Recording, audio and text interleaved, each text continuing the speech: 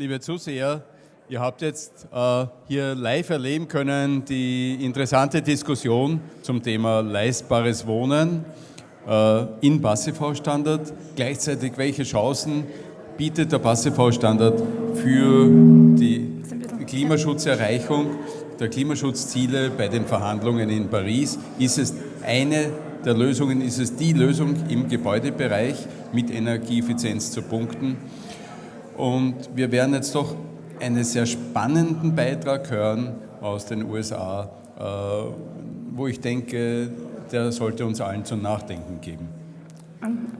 Vielen herzlichen Dank für die abschließenden Worte. Genau. Auch herzlichen Dank fürs Zusehen von meiner Seite. Wir übergeben nämlich jetzt nach Kalifornien an Professor Diana Ürge-Vorsatz, die am Department of Environmental Sciences and Policy arbeitet und Director of the Center for Climate Change and Sustainable Energy Policy an der Central European University in Budapest arbeitet und derzeit gerade live einen Vortrag hält im Rahmen der Californian Passivhaus Conference. Dazu schalten wir jetzt live in den wunderschönen Sunny State, Kalifornien. Sagen wir guten Morgen nach Kalifornien. Genau. Good morning, California. I'm going to just do a little bit of housekeeping to start. For those of you with cell phones, if you wouldn't mind, please putting them on vibrate and muting them. And if any of you are tweeters, our hashtag for today is hashtag BCZCA15, so Building Carbon Zero California 2015. And unfortunately, we don't have wireless in this particular room, so you'll have to save your tweets for later. I would like to just start with giving a little bit of an overview of who Passivhaus California is, and then I'm going to look at why we're doing this series and what we've been doing in the past, and then what we're going to be doing today before we have our welcome from the mayor and our keynote. So Passivhaus California was a nonprofit started in 2008, coalesced around the construction of this particular bungalow retrofit that happened in Berkeley. Nabita Hahn is the owner of this house, and he's here today. So we consider him our Passivhaus California founder. We were incorporated in 2010 as a nonprofit, and we've sort of subsequently been growing from there. We've hosted a lot of meetings, monthly meetings, a lot of job site visits, and a number of these similar seminars and symposium, workshop, conferences. And we have connected and networked with a very large number of these Passivhaus regional communities that have been established across the country and even in Canada. And we have helped form the North American Passivhaus Network, which is our cooperative continental association that we are all co-owners of. And Passivhaus California is also an affiliate of the International Passivhaus Association. So we're globally and locally connected. So why do we do these events? Well, we looked at what our building community was doing, and we saw how the policies are implemented and disseminated. And we saw that national codes are developed at a national level. They're then adopted by the state. But then at the regional level, the cities are where the real action is. So we decided to take these events to cities around California to get some real leverage. We also looked at what motivates people to do something different. How do we make people change to build better buildings and essentially also simultaneously address our big burning issue of the century, climate change. And what we looked at was people like to understand why, so they like to be educated. They also like to know where they fit in. So we are a herd species, a pack animal, and we like to belong. And we also like to see what makes us visible. So we need to promote what we're doing. So we realized we can actually think globally, But the reality of it is we really can only accomplish something locally. Most people typically don't get to see the world at this perspective. Very few of us are going to be astronauts and get that global vision. So we really focused on building our local organism and building our local communities and building local efforts in cities all around California, which is not insignificant task. So we started this Building Carbon Zero California series, and we started out in San Francisco. 3 years ago, we hosted the first of this, and we invited speakers from around California, and we hosted Yoka Dox, who's a Minister of Environment representative from Brussels region, which has really radically transformed their building environment in the space of 8 years. Then we took it to Marin at the request of the Marin building official and hosted a similar event at the Marin Civic Center. And last year we were down in Monterey. We had a wonderful event in Santa Cruz.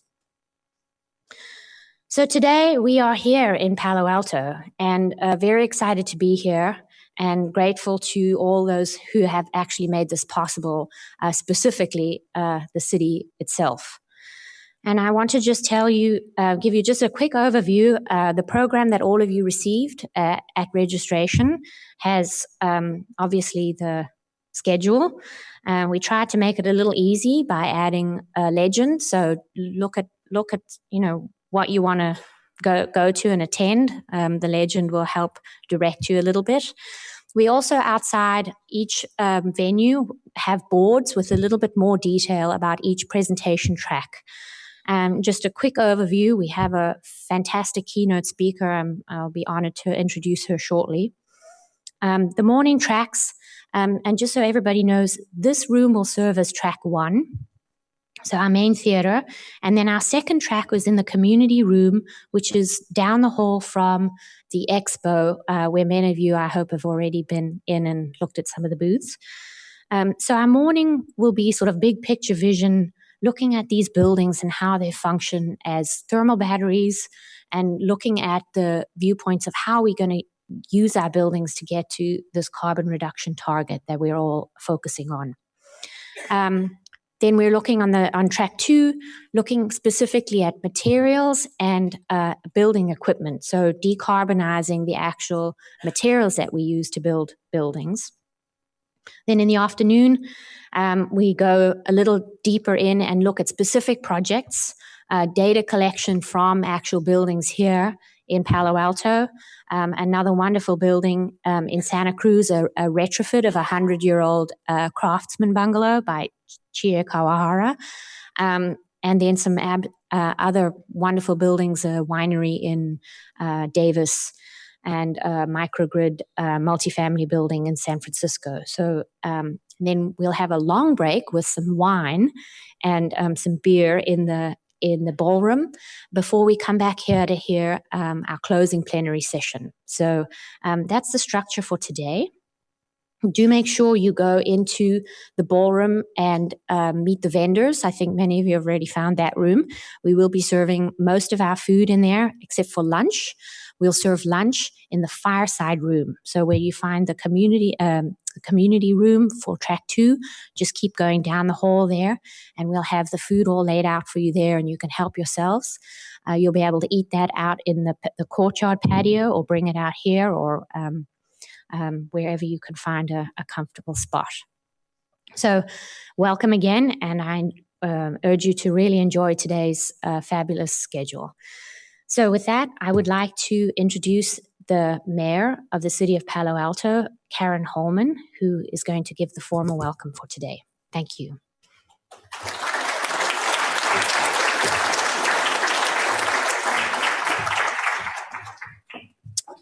Well, good morning. And you do know it's Friday the 13th, right? So in spite of that, I'm sure it's going to be a really great day. So thank you all for being here. And it is our pleasure to host this event today. And we have people here, I understand, from all over the state of California. and certainly some city officials here who have been a part of making this possible. So Hiromi Kelty, I think, has been one of the primary instigators of getting this organized, and the whole of Utilities Department. So thank you all for your efforts and for your attendance. So this is the 4th annual conference, and it is a pleasure to have it here. Palo Alto has always been a leader as one of the most sustainable cities in the country, and I guess you can credit that to some extent going back to the 1890s, when there was the vision of some professors who founded Stanford University in deciding that Palo Alto would be best served by having our own utilities. And it is to their credit that we have both the responsibility and the opportunities that come with having our own utilities. Those were Professors Wing and Marks. So what's unique about Palo Alto's multi-pronged approach to sustainability? It includes a wide array for customers to implement and support both energy and water efficient practices, utilize renewable power, test new technologies for sustainable green building development, and contribute toward a zero carbon emissions portfolio. Sustainability programs in Palo Alto are chosen and implemented honoring key principles, which include weighing and cost benefits, of course, making them comprehensive, developing partnerships, such as you'll witness today, engaging the community, and making them replicable. And one of the key components there is engaging the community, because it's really so important to engage with the community, find out what works from our local development community, our local builders, and our residents, to find out what works, what's feasible, what is achievable. And Palo Alto's progressive building standards have led the way in elevating mandates in energy efficiency, eliminating barriers to PV installation, promoting EV infrastructure, and championing environmentally friendly practices. The goal of development services, and I'm going to talk about Peter Pernajad just for a moment, which manages the Green Building Initiatives, is to require buildings to be designed and built with an eye for energy efficient, environmentally responsible, and healthy buildings. And these initiatives are established using a stakeholder engagement process that includes the Green Building Advisory Group. There again is the community engagement. Peter didn't know I was going to do this, but I do want to call Peter out, because you don't know this, but people talk about you behind your back, Peter. Talking about what a really great job you do, how you've brought the different departments and the cross disciplines together to make for more efficient building permitting process. And I think we all thank you for that. It's also, and I of course have to mention the Utilities Department for your leadership. I'm not sure if I can't see, so I'm not sure if Val is here or not, but I see Jane Ratchey towards the front. But thank you also to your leadership, engagement, and just possibilities, making possibilities happen. So Palo Alto has as one of its priorities this year, the council every year adopts city council priorities. We have 3 or 4 a year, and they stay for a few years. One of them this year is Healthy City, Healthy Community. And this program really supports that initiative. Why? Because we believe that these building processes, these building standards, these building requirements help to improve Palo Alto citizens' well-being through improved indoor air quality and comfort. Palo Alto has a long history of requiring energy compliance beyond state minimum standards, and to ensure the city remains on the forefront of sustainable development. And we're very proud of that record, and sometimes even win awards for it. And a little bit of history. Palo Alto in 2010 continued to raise the bar by mandating even higher efficiency criteria with adoption of the State Green Building Standards Code, and by offering new construction rebates for buildings achieving 20% above and beyond what the city's mandatory requirements were. So we've always been encouraging of going above and beyond. It's part of our history to be innovative and encouragement of innovation. In 2013, as state standards progressed and efficiency criteria increased, the city adopted an ordinance that once again went beyond minimum energy code requirements, as well as removing barriers for single-family homes to install PV.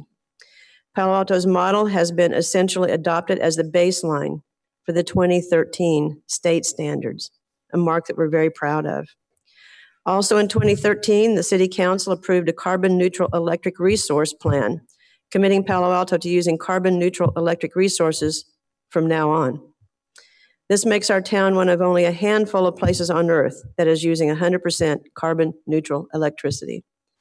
That again was made possible because of the vision of the professors in the 1890s that said, you know, we should have our own utilities. We'll be better served by that. Earlier this year, the Palo Alto City Council unanimously approved both a green building ordinance with a new energy reach code ordinance, allowing Palo Alto to continue to demonstrate leadership within the development community. Even more recently, the Green Building Advisory Group recommended a series of additional measures that promote energy efficiency and potentially the state's first zero net energy policy.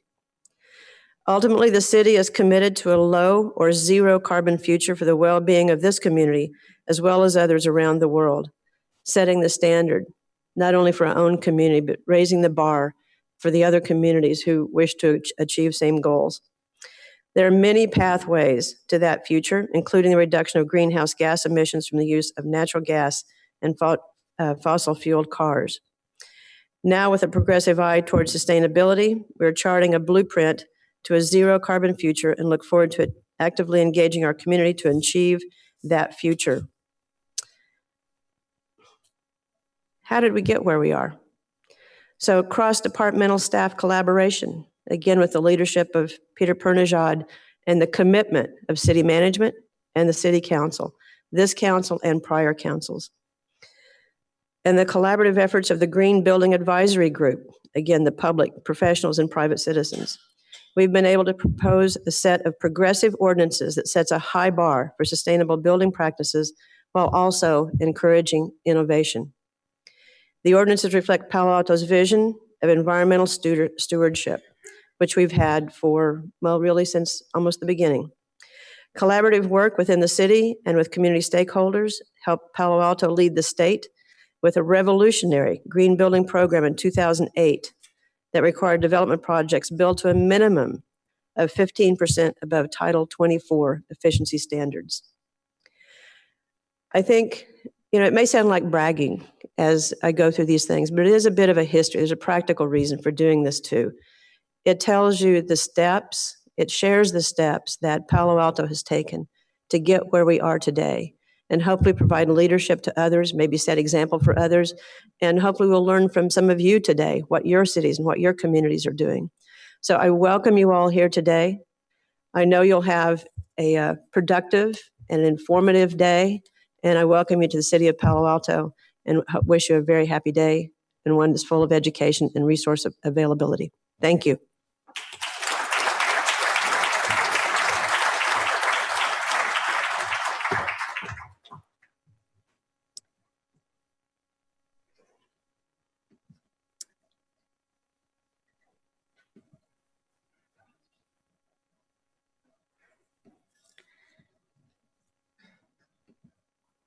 Just wanted to get that up. So it is my great honor and privilege. Oh, first of all, I should thank Karen for that wonderful introduction. Thank you and welcome. The city of Palo Alto absolutely is doing something right, given that there are 5 passive house buildings already built here and a number of more on their way. So it is the largest cluster of passive house buildings in the whole state of California. So clearly, between your residents and the policies laid out by the city, this is a real hotbed for the work that we are trying to promote today. So the next keynote speaker that I'm very honored to be able to introduce today comes to us all the way from Budapest in Hungary. She moved mountains actually to be here, almost literally, because her flights were booked on Lufthansa, who happens to be in the middle of a strike right now. So I was very relieved to see her at the airport when I picked her up on Tuesday, and immensely grateful. Professor Diana Ürge-Vorsatz is the chair of environmental and climate change sustainability at the Central European University. She received her PhD here from UC Berkeley and UCLA. So is very familiar with our Bay Area region and was quite excited when I gave her a call to say, Diana, please, would you come and be our keynote speaker at our conference? So it is a little bit of a homecoming for her. I first had the privilege of hearing Professor Ürge-Vorsatz speak at the International Passivhaus Conference in Aachen in Germany 2 years ago. Where her presentation really had the whole audience of seriously technical, geeky engineers literally on the edge of their seats. Her message is profound, and her work that brings her here today has been with the Intergovernmental Panel on Climate Change. And she has served as the lead author of the section on buildings. So her work was part of the Nobel Prize-winning report, the report that received the Nobel Prize in 2007, along with Al Gore.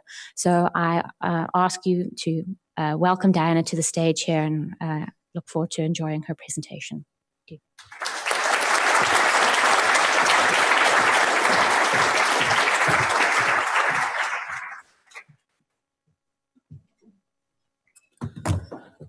Good morning, everybody. First of all, let's actually get to the start of my talk.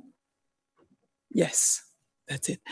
So good morning, and thank you very much for the privilege of being invited to this event. And excuse me if I'm a little bit nervous, but you can be a missionary everywhere except your home turf. So coming back to California is certainly something which is always making life difficult, where I was just a little graduate student when I was last living here. So anyway, it's also an extreme honor to speak after Mayor. You rarely get this chance, especially that, as Bronwyn was already talking about, my flight was very difficult, extremely difficult trip here to California. And finally, I was, after 40 bookings and 2 days and whatever, I was on this BA flight. And the first paper I take, when I finally was able to read something, it was about how Palo Alto intellectuals actually are changing the word in terms of how setting new courses of thinking. Now, I believe that Palo Alto has shown the way in many ways to the whole world, and it is going to show hopefully also in the way of low carbon, low energy, and low carbon futures. So with that, let me actually tell you what I'm going to talk about today. First of all, just so that you know, the talk is also being live streamed in Austria at the local, it is also an international Passivhaus event. So there will be some references, short, but also to Austria as well. So I will say a couple of words about what's new related to climate change. And as you know, the world is going to come together in just a few weeks in Paris to decide about whether we can actually make a larger global commitment to try to limit global warming. So the big question is, can we still do actually the 2 degrees? Then I'm going to talk about what energy efficient buildings and passive houses can actually do for the climate in terms of how far they can take us in reaching climate goals, and also about the cost. Are they really expensive options to mitigate climate change, or in fact, I'm going to show that's not true, certainly. However, there is a big warning that small is not always beautiful, and I'm going to talk a little bit about the so-called lock-in risk. And then I'm going to warn you or ask for your cooperation in terms of helping to move the passive house market from a niche market to mass market, not only in California, but globally. And then in summary, I'd like to offer a couple of conclusions, what opportunities and actual responsibilities follow for the passive house community. So let's take a little bit of astronaut's view now. As Bronwyn said, I do want to take you up now. And we are a community, but let's look at the Earth and what's been happening to the Earth, and what each community like yours can actually do for the Earth, and why it is crucial. So as Bronwyn mentioned, I'm presently one of the vice chairs of the Intergovernmental Panel on Climate Change, vice chair on the working group that works on mitigation.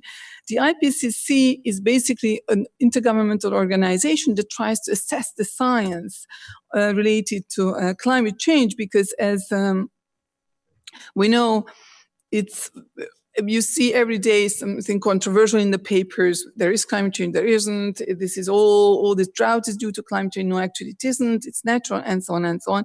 So what can we really say? So that's the purpose of the IPCC. It's trying to put together for decision makers all the different scientific information in a form from where actually decisions can be taken as much as they actually can be, because there is certainly a lot of uncertainty still. As Bronwyn already mentioned, the organization shared the Nobel Peace Prize in 2007 with Al Gore. So let's say what's the latest from the IPCC on climate science. This is definitely the most authoritative organization on what's the latest in climate science. Many of my slides are going to be from the so-called fifth assessment report of the Intergovernmental Panel on Climate Change. What this shows is, I think I don't have a pointer, so I'm going to put, yeah, good. That temperatures are constantly on the increase. In the last couple of decades, they actually have been, the temperature increase has accelerated significantly, and each step in the last 4 decades is bigger and bigger than the previous one. However, the biggest impact of climate change is actually in not only the warming itself, but rather the way it's changing our climate in terms of the, well, I guess you would know it best in California, in terms of the way it's changing precipitation patterns. So this is already what has already happened between until 2010. In the last half century or a bit more. The blue areas have received more precipitation, and the brown ones received less precipitation than before. So by and large, what we can say that the bad, because it could all be good, you know, those who, where we need more rain, if we could get more rain, and there where we have too much, it would go away. But unfortunately, it seems to work just the opposite way. For example, in Europe, the north, which already has a lot of precipitation, is going to get, and already is getting more, and the south, which is already suffering from a lot of droughts and dry areas, it's going to get even much more drier, and is already getting much more drier. And as you know, unfortunately, very well, the impact in California with regard to the water shortages, and I will speak a bit more about that. So this is what happened so far in the United States. So those who are climate skeptics are welcome to look at this, because what this shows that unfortunately already significant warming has taken place in the United States, and the area of Southern California and the Southwest in general is affected one of the worst. And we are talking about already more than 1.5 degree Fahrenheit warming that has already taken place.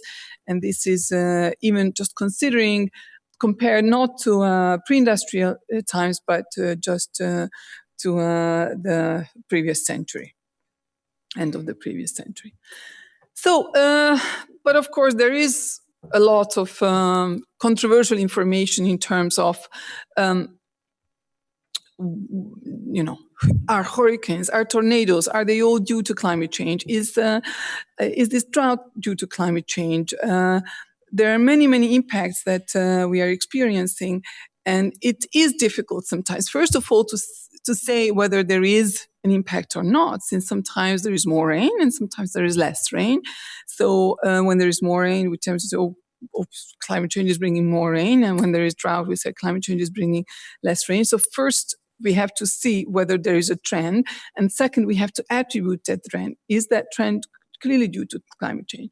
Now, unfortunately, although we see more trends, but not there are very few trends of which we can say for sure that they are due to climate change. And this is for the whole of the United States. And what you can see here is that on these types of events, and here on this corner you see the explanations for the different types of effects that we're experiencing, we know more, that they are, but are understanding whether the causes of the trends are those where we understand the causes are on the top corner.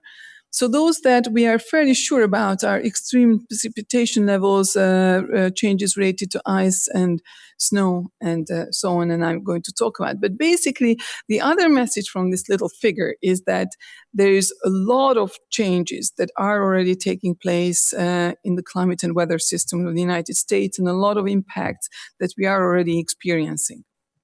So this is, I don't expect you to read all of this, and I'm sure my presentation is going to be available to you. But on the top ones are those where we actually both know that the trend is there, and we also know that the trend is due to climate change. Now, fortunately, well, not fortunately, actually, really unfortunately, but one of the phenomena that we seem to be very sure about, that not only is there a trend, but we are fairly sure that the trend is due to anthropogenically caused climate change, is the reduced snow cover in the mountains, declines in the snow cover in the mountains. So clearly, the droughts that California has been experiencing, we can say with fairly high probability that they are actually due, not the individual droughts, but the trend in increasing droughts is definitely due to climate change. In fact, what you already see here, that we have already observed about, in the Southwest, roughly 19 days of reduction in the number of frosty days in the frosty season.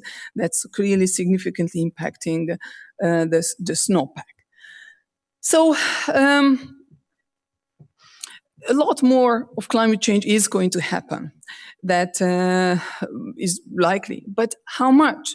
How much is safe? What is too much, and where should we try to keep this? So this figure is from the Intergovernmental Panel on Climate Change, and what this is showing you is the emissions. This is where we have done so far, and if we don't do anything else but go on as business as usual, this is how emissions are going to go up along this red path. As a contrast, if we wanted to keep climate change at very low levels, this would be an alternative pathway, basically stabilized emission levels. Now, the difference between the two means, so this pathway may keep temperature change under 2 degrees warming. Unfortunately, we have, as you have already you saw, we have already warmed 1.5 or close, almost 1 degree, depending on where you're on the planet. But so, and the carbon dioxide levels in the atmosphere already committed the climate system to significantly more warming. So it's very difficult to know how low can we keep the climate system, but that's one of the questions I'm going to answer. But the point is that what you see on the right-hand side of these various temperature levels are resulting in different kind of impacts. And you don't necessarily need to look at this, but the point, there are just different types of impacts that I already mentioned. The point is that this is called the famous so-called burning embers diagram. The point is that the more orange, the darker it is, the stronger the impact, and the more unbearable, basically, the impacts are going to be of climate change as a function of the warming. Now, the story about the warming embers diagram is that each assessment cycle, the IPCC has produced such a figure. And what the sad thing was that the more and more our knowledge increased, the colors were changing to darker and darker. So the more and more we understand actually about the impacts and then the impacts of the impacts and the impacts of the impacts of the impacts that are really becoming very, very far-reaching. Many of the things that we haven't thought before are warning us that in fact the safe levels are really coming down lower and lower. But still, based on this, weighing all of these, a lot of scientists came together and considering also the political implications, they are recommending that not the IPCC, but independently of the IPCC, scientists are recommending that we should try to keep warming not more than at 2 degrees. Now let's see what these different 2 scenarios are telling us. What you see here is down the precipitation changes, and the top is the temperature change, is how the world will look like in these 2 universes, the so-called RCP 2.6, and then you go back again previously, to that. The top line is this RCP, the more 8.5 RCP, whereas the low one is the 2.6 RCP. RCP means representative concentration pathways, and they are perfectly well demonstrating how terrible climate scientists are at communicating, and that how extremely complicated we make it for people to understand what we are trying to say. But anyway, try to bear with me that RCP 8.5 is the bad guy, and the RCP 2.6 is the good guy in the figures. So anyway, the bad guy is then on the right, and the good guy is on the left. And you see quite a bit of difference between the 2 universes in terms of the amount of warming. When you're talking about 5-9 degrees of warming, then you're really running into extremely big problems. Now, translating that to North America, again, you see very, very big changes. This is the late 21st century. Now, the good scenario is on the bottom and the bad scenario is on the top. And you are talking about, in North America, very high temperature increases without substantive further action. But again, as we know very well in California, the biggest impacts actually are coming from the change in precipitation, and this is what the world is going to look like in the worst, in the bad scenario. For precipitation, the brown is where precipitation will decrease, and the blue is where it's going to increase. So what you see is that the bad news is that in the spring and summer, but especially in the spring, we see substantial reduction in precipitation in California, whereas winter is roughly, fall and winter is, well, it's more decreased than stabilization. But basically, water availability is definitely going to be increasingly problematic according to these scenarios. But let's summarize what are the biggest impacts that are going to be coming or are already coming actually to California. First of all, you know all very well the reduced snow cover. And the problem is that about 75 to 80% of California's freshwater resources are from the Sierra Nevada. And as you know, this February, it was only 14% of the average. And this kind of events are going to be more and more frequent in the future. And the problem is that as more and more, and I will show you some more maps about that, more and more of the precipitation is coming in rain and snow, it is running away much sooner, and it's not accumulated, which is basically your storage for the summer and the rest of the year. And of course, this is resulting in increasing wildfires, but it's significantly affecting agriculture. And for the whole United States, because the Southwest produces over half of the nation's high-value crops. And these mostly depend highly on irrigation and local water resources. Now, when you have water stress combined with heat stress, and this is combined with increasing pest outbreaks, because that we are already seeing, and it is going to be getting worse and worse, this is going to affect agriculture very significantly. So the whole food and water, so basically the fundamentals of American life are at risk. In addition, infrastructure and livelihoods are also at risk due to sea level rise, coastal and inland flooding, which are both going to increase. We have already experienced 18 centimeters of sea level rise in California, and this is projected to be at least 1.4 meters by the end of the century. But unfortunately, lots of new science is indicating that we are going to have much more in the longer run. But for example, the basin in the Antarctic that started with the ice flushing, that alone is going to cause just 1 meter of sea level rise, which already we cannot turn back. That alone will result in that.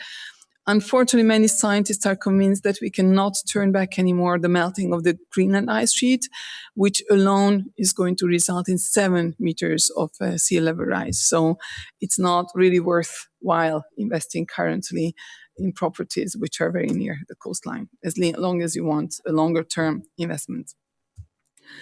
So, but it's not only, sea level rise is not going to happen like this, but it's more and more storm surges, more and more flooding, more and more disruption to power and other infrastructure, which is close to the coastlines. And people to be affected by floods and coastal erosion are in the order of magnitude of 200,000 presently per year in California. This is going to double by the middle of the century, according to the National Climate Assessment. So coming back to the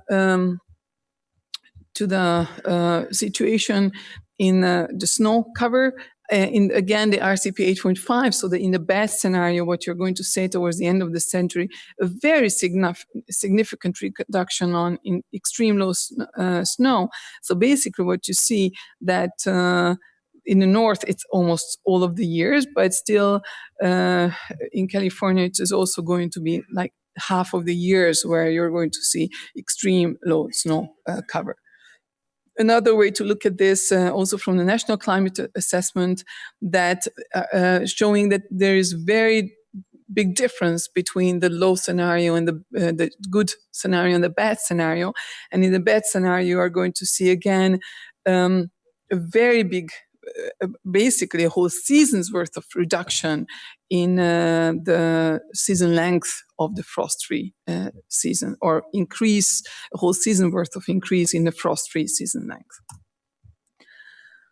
So let's go on with the impacts, although I'm sure you have already had a lot of the bad news, but I'm going to also cheer you up at the end.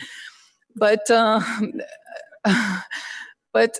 furthermore, there is going to be increasing heat stress to humans, especially cities, which is for 90% of Californians.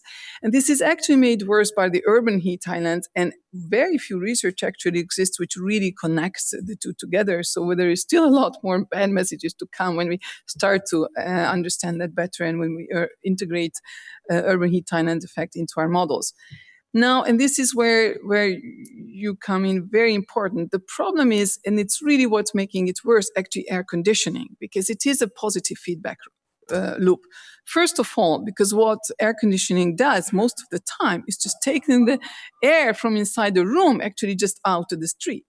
So actually, which is worse several ways. First of all, you actually need more air conditioning needs because you have to bridge a bigger temperature difference and making your local environment even hotter and even worse.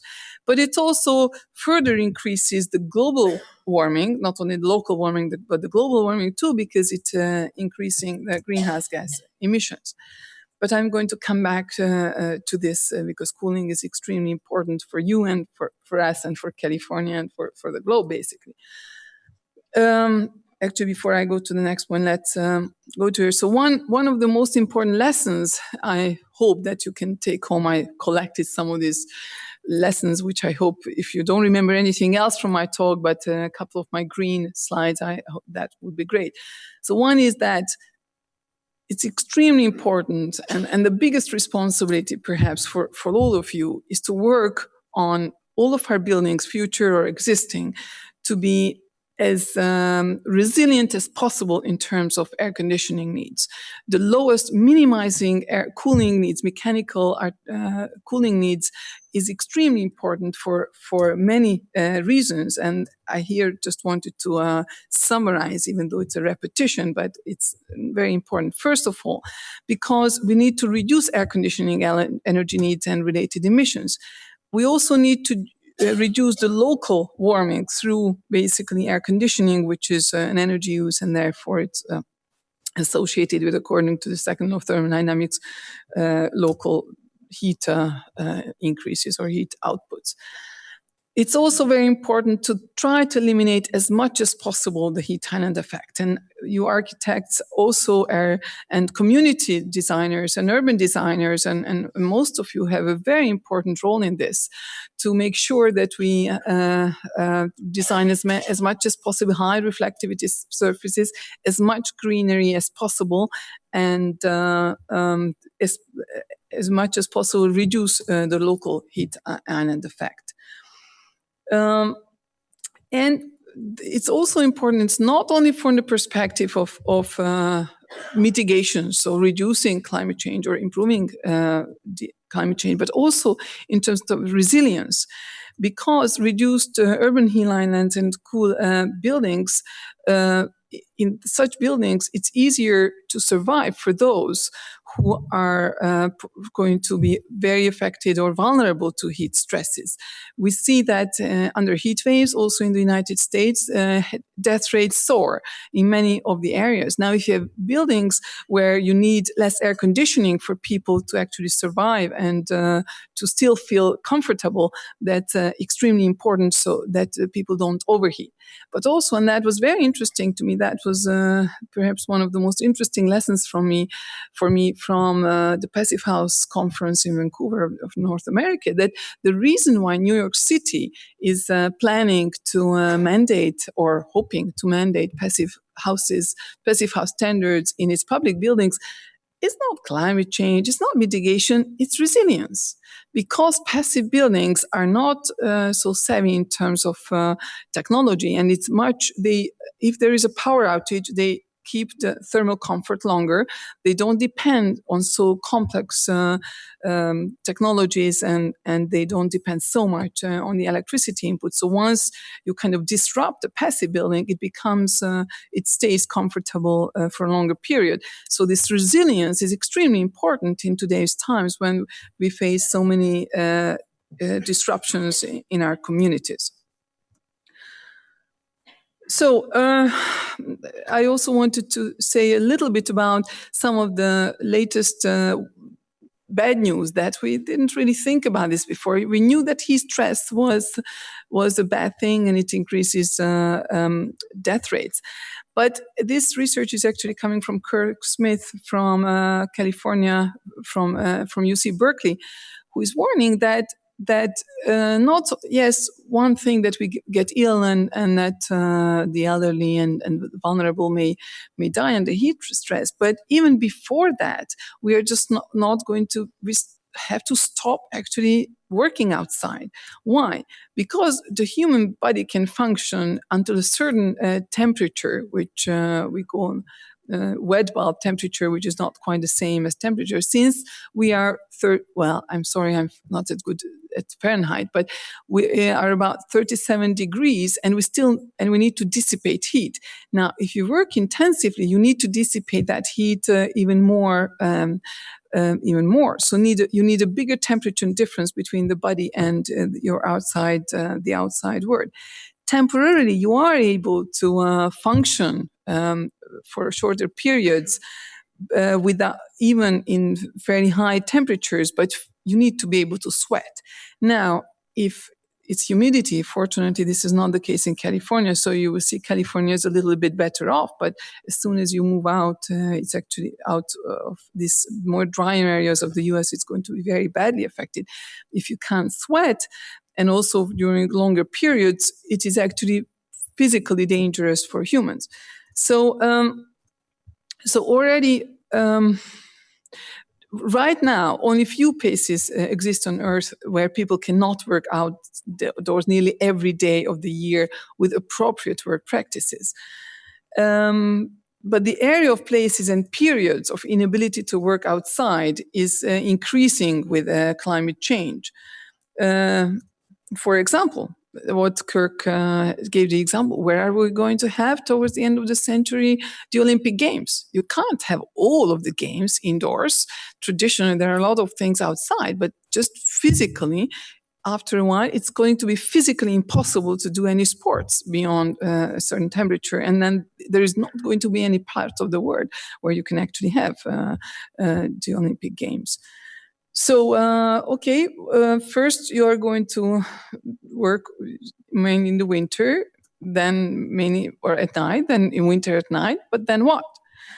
For example, and this is, I actually have also a figure for the 9-degree world, and I forgot, I'm sorry, but for example, the southern part of the United States, in a 3-degree warmer world, already there are large parts where during large parts of the year, it's not going to be possible to work outside.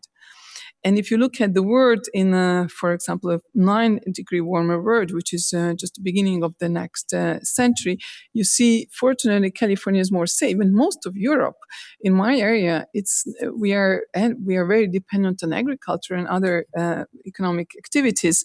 What do you do if basically you cannot work physically outside? Now, the problem is that with climate change, that was all the bad news. I promise that I'm not going to give you any more trouble. But, well, maybe this is the last warning of the bad news, that when you see this, you're saying, oh my God, how can we let this happen? But the way how we are letting it happen is, the case with the frog, right? That if you put the frog into a pot of hot water, it will jump out. But if you put the frog into a pot of cold water and you turn up the heat slowly, it is just going to sit there and boil. Now that's the problem with climate change, that we are just sitting there and slowly turning up the heat under ourselves, and we are kind of getting used to changes every day. Fortunately or not, we are having a couple of major events, and I forgot why I have my little son. I know why, but I was going to say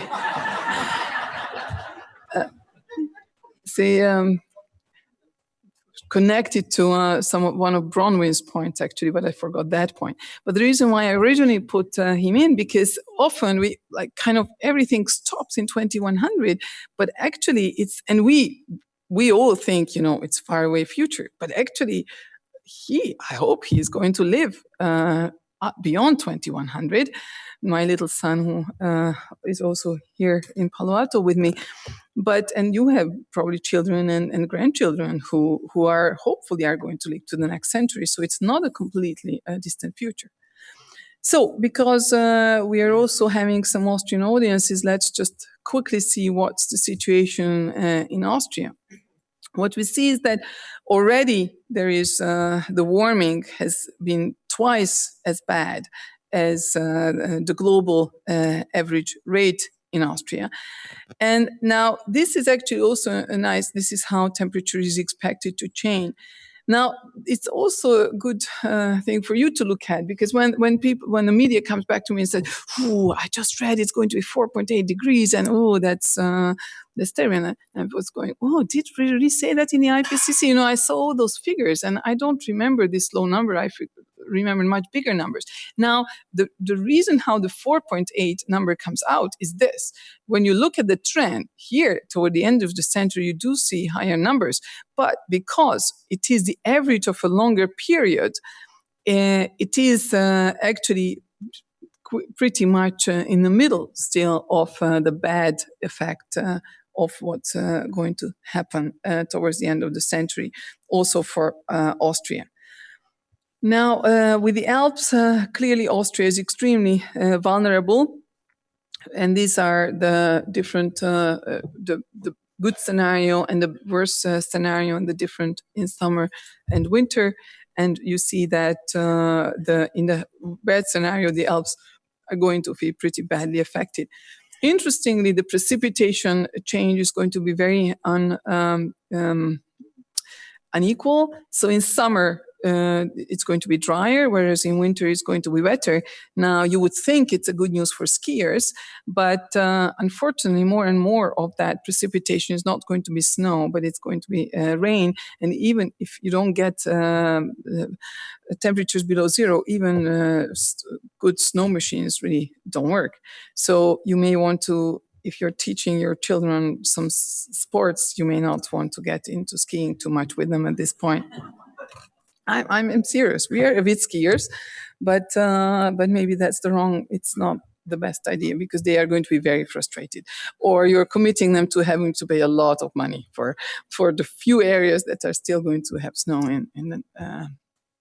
soon. So the question is, can we really cap still warming at 2 degrees? Now, these are the different scenarios that are the so-called RCPs that I've already shown. And what basically you see is that if we don't do anything, we are going to be here. And the scenario that would bring us to, why did it go? Sorry. That would keep us at fairly safe levels, the blue ones, require a fundamental change in what we are doing, because they would now require turning back our emissions and actually bringing them down to zero fairly soon. And towards the end of the century, perhaps we would have to have negative emissions. This looks to be impossible, especially if you consider that even just meeting the Kyoto targets was such a political issue, and so many countries had so big problems with meeting the targets in Kyoto. This is kind of the same thing. This spaghetti, again, that are very bad, are not very good ability to communicate easily and so on. But basically the point is that, again, just to demonstrate, zoom in on the blue area in the smaller map, that we would very quickly have to kind of turn back our emission trends and go down in order to keep warming at low levels. Now, even this sound that looks so impossible, actually, the good news is, and now I start with the better news, that the IPCC said in its 5th assessment report that yes, it is still possible to reach 2 degrees, but it does require major changes. What we require is a transformational change of our economies and societies. Now, another little piece of good news that I'm sure you all know, that we are going to have major climate talks in a few weeks in Paris, and countries are preparing for that. And even the United States has, and together with China, two of the biggest stumbles so far to the political process, they have agreed, and they have also announced some commitments. So many of the countries have done the so-called, made pledges, so-called INDCs, national determined commitments, and if we put these together, the good news is, well, at least that's how it's being interpreted, that if they really are going to be implemented fully, then actually we may have a chance of limiting climate change in 2.7 degrees by the end of the century. Now, that sounds really good. It sounds like, oh, well, we are fairly close to that 2 degrees. But if you look at the actual figure on this, I'm not that convinced. What you see here is the INDCs are these little, so the red line in emissions is how we would go on business as usual. The yellow things are the so-called INDCs, so what the commitments mean. And even if, these little yellow arrows are the ones of the reductions that the INDCs mean. Why is it keeps changing? Sorry. But actually, the scenarios that would comfortably lead us to 2 degrees are these. So yes, you could say that with a very big turn right after 2030, they could still bring us significantly down, but it's still kind of delaying action to a very last minute. So I wouldn't quite trust this 2.7 degrees. But anyway, the point is that hopefully in December, we are going to see a major step in human history. And I do believe this is for whole human history, because if we are able to, that will be the first of its kind in humanity's history, that we are globally able to commit to action, to save something that is in the future, and that has been partially caused by our past actions. And the biggest who are going to suffer, actually, those who are going to suffer worst are actually in the poorest countries, and we are more able to protect ourselves. So taking such a major step is of historical significance. Now, yes, before I show you this, unfortunately, I can't see very well but if you would guess, after all of this, how have US emissions have developed in the last 2 decades? How many of you, let's say, I don't know, what was the GDP increase in the last 2 decades? at least 10%, maybe a few dozen percent. How many people would think that emissions have increased at least 10%? Basically everyone, yes. That's what I actually thought too. But actually, and I don't know how politicians are so smart at miscommunicating this, but actually US emissions have really nicely been coming down in the last couple of years. Basically, since the turn of the century, emissions have been constantly coming down in total terms. That's also the case in the European Union. So the developed countries, that's already actually from earlier, but there part of the reason was the collapse of the former communist countries, including mine. But what we do see is most of the developed countries, a constant trend of declining emissions, actually. And this is also on a per capita basis, so which is even great news. Look at this. On a per capita basis, the US emissions have been coming down really quite significantly in the last few years. The European Union has been more consistent in coming down, but it's still a downward trend. Now, instead, we are always blaming China, and that's true that in per capita terms, it's a per capita basis. Just since the turn of the century, it has increased its emissions significantly, and now it's exceeding that in the European Union. But also watch this difference. Between one American and one average European, the difference is double. And that's not the double of the life standard. So if you go to, and let me also show the same figure for, I hope you can see these are fairly small, but basically most of these are European countries, and that's on the top. I also can't see very well either, but this is the US and Canada. And these are, the green one is China, and this is India. But, sorry, I keep pressing. But basically, Denmark, Austria, Germany, these are all countries with fairly comparable living standards to the United States, but still much lower emissions. So there is still a significant room for the United States to lower its emissions without compromising its living standards, and I will show you more evidence for that. This is for Austrians to show that, yes, Austria has been nicely declining, but it's very far from meeting its Kyoto commitments. In fact, the second worst in complying with the Kyoto commitments. So with that introduction in climate change, let's actually look at why buildings are so extremely important. Well, first of all, they are very important because they are responsible for a lot of emissions. Second, there is very few other areas where you can reduce emissions so significantly without actually affecting the services that you're delivering through those emissions. Also, buildings are among the most cost-effective options to mitigate climate change. And so you're not only having the cake and eating it, but you're actually paid to have the cake and eat it. And you even get a bonus for having the cake and eating it because you actually have the high co-benefits, such as jobs and so on, which I'm not going to have time to discuss. So let's look at first how important are buildings in causing climate change. So in 2010, buildings were responsible for about a third of global final energy, about a quarter of energy-related carbon dioxide emissions globally, and in the US, 70% of electricity. Also significant amount of the so-called F gases, which are also very fluorinated gases, which are also strong greenhouse gases and also used in the construction industry. But not only that, but the building emissions have more than doubled since the 70s, and they are expected to further double or even perhaps triple by mid-century. Now, this is the figure of the emissions, and it's the reason why this is different color, and it's very, very important because you may also hear a lot in California, buildings are not important, they are actually little part of the emissions.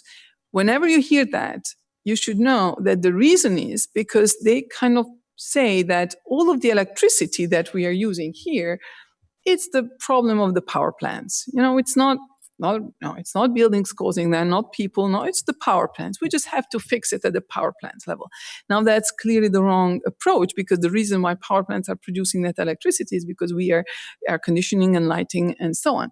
But the difference between the two approaches is the top and the bottom curve. So the solid curve is how building-related emissions look like when they are typically reported, even by the IPCC, unfortunately, because all they do is reporting direct emissions. Now, since in California, most of the heating is also and cooling also with air conditioning, so the vast majority of your building-related emissions will be from electricity and very little direct fuels.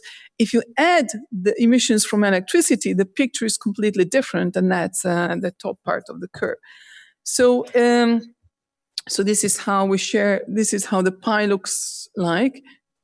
Where is my arrow? Here. This is how. So buildings are very little, seem to be very little. If the black one. If we look at just the direct emissions, but as soon as we add the emissions from electricity, buildings are becoming one of the most significant contributors to climate change. Now, within that, heating and cooling is very important. In California, about 1/3 of residential final energy is related to heating and cooling. Unfortunately, I couldn't find the commercial figure.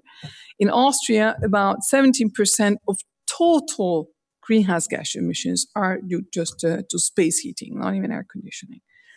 Globally, the importance of heating and cooling in different countries is up to 73%. So in some countries, it's extremely important. On the word total, I would say about 1/5 of the total building final energy use is due to heating and cooling. So meaning that we have a very high, and you have an extremely high leverage at that 1/5.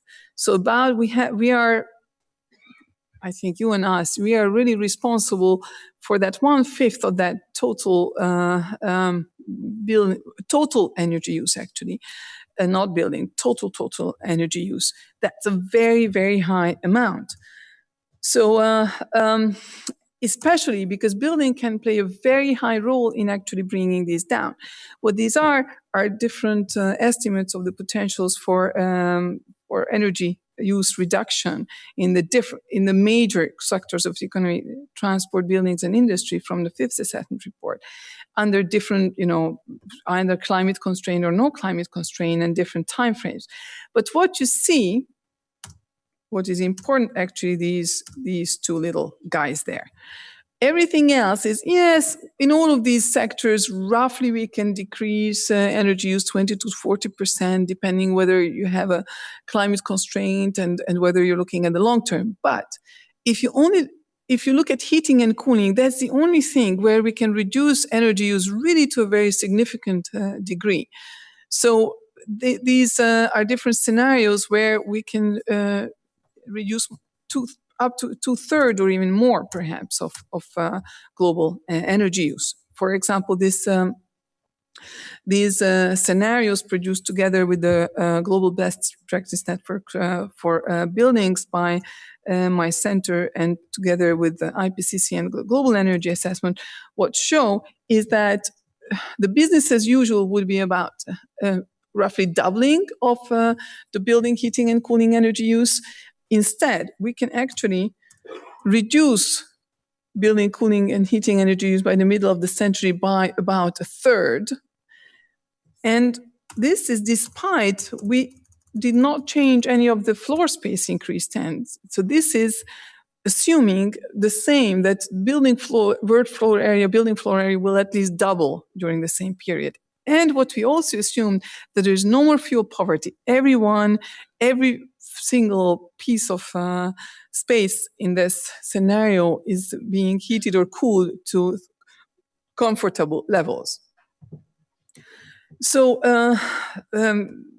there is a huge potential for turning back. So having that upward trend really turn back just through doing nothing else, just doing what you are all doing, building very high efficiency buildings. And this is actually even one of the most cost-effective options to mitigate climate change. And this may sound like a little complicated figure, and I'm not going to go into the details, but basically what this shows, this is still from the fourth assessment report, that the building sector has the highest potentials to mitigate climate change at the most cost-effective level, because these are what you see are the bars of the mitigation potentials under $20 per ton, $50 per ton, and $100 per ton of carbon dioxide. But let's go to the micro level, to your level. It's of course very difficult to say what is the price of an energy a unit reduction of energy use through construction and through retrofit, because you can always put in marble walls and you can put in golden door handles and whatever, and then immediately the costs are not going to be talking about your energy efficiency. So what we looked at is what was the cost in terms of conserved energy, which then we can compare well to the energy prices, in terms of the different percent reduction in different buildings. And what really yes, of course, costs can be very high, but what we see here is that actually it's constant. It's fair. The bottom of the curve is fairly constant. So even if you reduce energy use in buildings very significantly, your specific costs, meaning saving a kilowatt hour of energy, are the same. It's not going to be more expensive. Yes, investment cost is going to be higher, but you are also going to save much more energy. And if we translate that into climate change mitigation costs, so dollars per ton of carbon dioxide saved, what we see is that in the end, there are a couple of examples which are saving already. These are concrete projects on the ground with verified costs. These have already saved carbon dioxide emissions at net negative costs. There are very, very few other options in climate change mitigation where actually what means at negative cost, meaning that you're paid to do that mitigation. Now, if you will have to apply geoengineering or carbon capture and storage and all of this, nobody is going to pay you to do this for sure at the end of the day. Now, but I don't want to go into details, but during these calculations, there was one very important lesson which I want to share with you because it is very important for you in the end.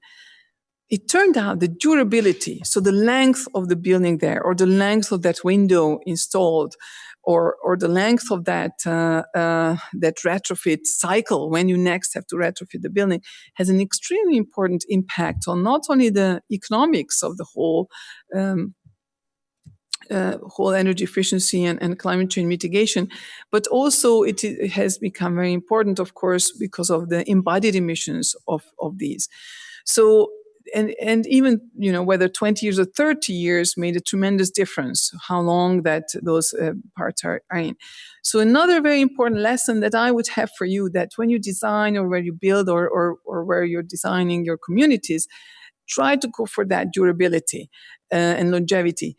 I know it's difficult in this country because people want to change very often and people move and so on. But there are cases where it is where stuff is thrown away just because it's no longer good or no longer functioning. It's very important to try to design for the future. I want to skip this; it's a bit complicated. So yes. There are a lot of great opportunities through efficient buildings. They are, this is the climate change mitigation opportunity, where this is not only the free lunch, but the free lunch that you're paid to eat, and you're becoming a bonus with it. But there is a very big problem, and that is the so-called lock-in risk. What is that? The lock-in risk means that I've already shown you these two scenarios. The difference between, and actually this is not even the difference between the top scenario and the bottom scenario, but this is the medium scenario.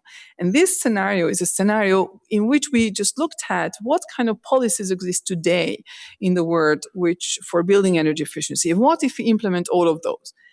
And what we've seen that there is still a huge difference.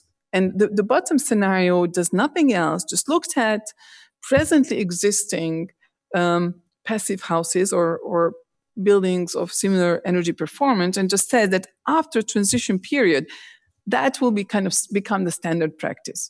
So what we know is good practice today just becomes either the building code or just the standard market common practice. Basically, if we proliferate today's best practices in construction, then we can reduce energy use so much. As opposed to that, even present policies take us to there. Why is this a lock-in? It's a lock-in because once you build a building or once you retrofit a building, you're not going to touch it, or it's not going to be economic. In the US, you may touch it if you move or there's a new owner or whatever. But for climate change reasons, you're definitely not going to touch it for 2 centuries or 2 decades or whatever period. Once you install a window, you're not going to change it again. And as you know, that once you put in my house is a typical lock-in. I retrofitted it a bit more than a decade ago.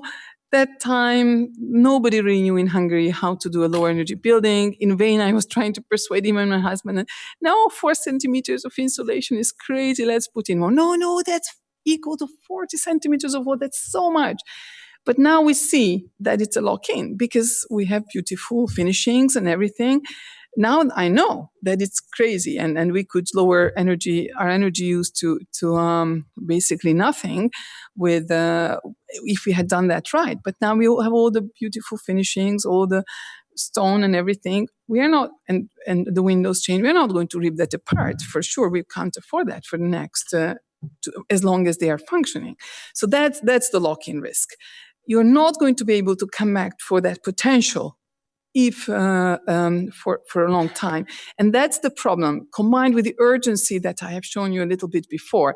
We must turn down the emissions in the next few years, because if we don't, we are going to have serious problems for your agriculture, for your water, drinking water, for your food, and for heat stress and everything. We must turn emissions down. But so basically the problem is this is a big lock-in risk.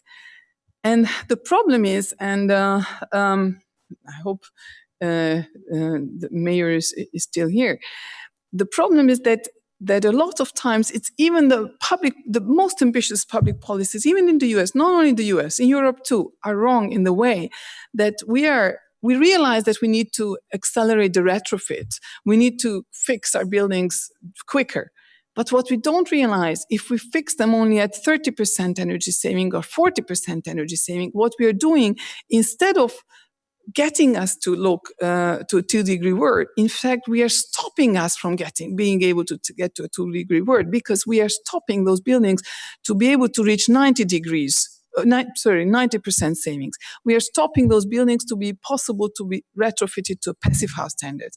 What we need is that ultimately all of the buildings that we retrofit to be retrofitted close to passive house standards. So the lesson is that programs and policies need to encourage the highest achievable efficiency levels, both in retrofit and new construction. What I call shallow retrofits need to be avoided. But again, deep should be at least 70%, because the US DOE is also having a deep retrofit program, but they call deep retrofit a 40% savings. Now the passive house community, that deep is not 40%, it's 90%, because you can do it. Thank you. So, but what does that imply? If we want to live in a 2-degree world, if we want to avoid all of the terrible things that I have said at the beginning of my talk, we need to move, or the passive house community or the passive house market needs to move from a niche market to a mass market. It needs to actually become a building code, although maybe in the US that's not the way to reach things. But I know it's not easy, and I have put up a couple of things which the passive house community could do this. But the first thing to do, and I know I'm going to earn a lot of enemies, and everywhere in Europe and in Austria and here everywhere. But the saddest thing, what I see, that the passive house community itself is at each other's throat. And this is not, there are different passive house associations, each, fighting with each other or competing instead of collaborating. Not because it's not their fault. It is everywhere in the world. So it is a phenomenon. It's not only the passive house community. It is similar with some of the renewable energy industries. Everywhere where you're having many little companies competing for small market share. But instead, if you try to kind of take the astronaut's view, as Bronwyn said, and if you looked at the whole pie, it's going to be much, much bigger. And then even if, our making problems with the shares of the pie, if the whole pie is much bigger, then everybody's slice is bigger. So the point is that to solve climate change, we have to get over this, and we must be united in order to be able to persuade the policymakers and the world that we need a transformation in our building sector towards passive buildings, similarly how Brussels have done it, and similarly I hope that it will be Palo Alto which is going to show the way to the US and to North America, that's the way to do it. It has happened before. And there have been a lot of good kind of miracles. For example, federal government buildings cut energy intensity by almost half in a couple of years. We know the fantastic developments in California electricity efficiency. This is just decoupling of energy trend in the US from GDP growth. So there has been a lot of positive changes. So we can, and this is Austria, so I would like to skip this. So it is possible. We have to believe it's possible, but it's very important that that the passive house community gets together and helps catalyze this transformation of the whole building sector and move out of the niche market to a mass market quick. Not because, yes, it's one of the industries that would be nice to be bigger, but because of the sake of your children. Or actually just your own elderly age. You don't want to not being able to go out on the street in a decade or two. So let's come together. What are the summary of lessons relevant for the passive house community? So what I said, that climate change can still be capped at 2 degrees, but it's true that major transformative action needs to start today. And buildings play a major role in these emissions, and especially avoiding cooling needs through good architecture and good urban design and high reflectivity and using urban greenery and so on is crucial, both for mitigation and for resilience adaptation. Very high performance buildings can save as much as 60% of heating and cooling related energy needs by the middle of the century. And the costs are not going to be very large. Altogether, they are large, but in fact, a deep pathway is sometimes cost less than the shallow pathway. However, in order to avoid the lock-in risk, we have to avoid shallow efficiency. So whenever you can design that building to the highest performance level or retrofit that building, allowing a very high performance retrofit. And we have to focus on retrofit since the majority of the buildings that are going to emit those emissions in the next decades already exist. So, and I mentioned also that the durability, the longevity of what you do, what you build, and what you design and what you plan is crucial. And basically what I said, that the passive house community needs to take an active role in catalyzing this transformation of the building sector from to basically passive level market, and have to have the passive house market come from niche market to mass market. So thank you very much for your attention, and I hope that with that you will have lots of motivation to build and design more and more of your passive buildings. Otherwise, we are going to end up here. Thank you very much for your attention.